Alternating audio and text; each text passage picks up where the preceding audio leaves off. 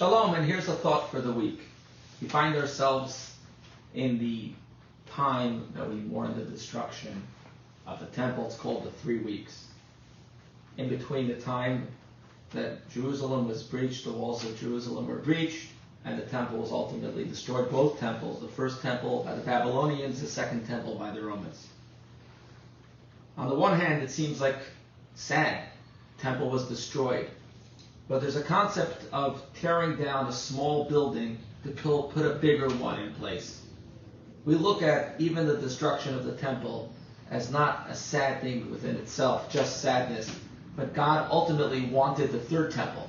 He wanted the bigger temple, the temple that will never be destroyed, to be put in place. So is it a sad time or is it a happy time? The Baal Shem Tov says that the word Sarah, tsuris, problems, could also have the word Sohar, which is light. And that from the Sarah itself, the problem comes the light itself. This would be, for example, a person whose father is washing their filth off of the little baby.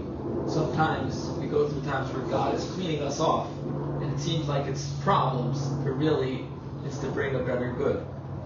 A disciplined father disciplining their child, it seems like it's tough on the child, but really it's for the benefit of the child. And the same thing applies to our history. The difficult times in our history are there ultimately to bring the greater light that will come. And even the difficult moments themselves are in essence kindness from God, although we don't always see it.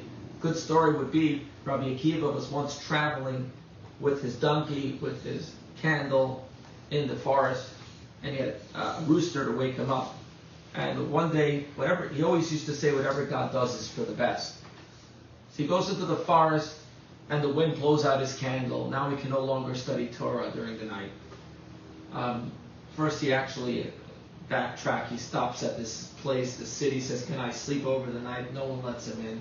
Says, whatever God does is for the good. He goes into the forest. The wind blows out the candle. Whatever God does is for the good.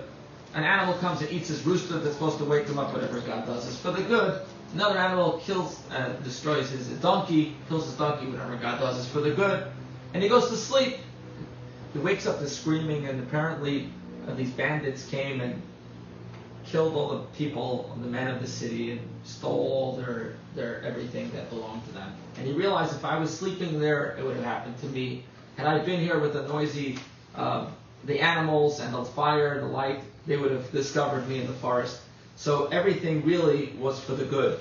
There was even a higher level person, his name was Nachum Ish Gamzu, where he said everything really is good. And that's the way we have to try to strive to live. If everything comes from God, everything is good. We just want to see the revealed good of everything.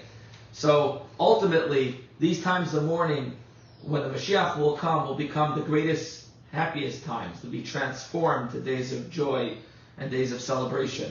So on the one hand, the month of Av is coming in. It says when Av comes in, we minimize with joy. The Hasidic interpretation is we minimize Av and its sadness through adding in joy.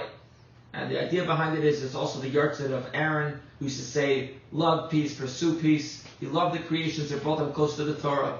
And through love of our fellow, the destruction of the temple was because of lack of love, Ahavat Yisrael. Through love of our fellow, we will bring about the coming of the redemption, and the third temple, the big temple that will never be destroyed, and peace for all mankind in the whole world. Let it come speedily now. Amen.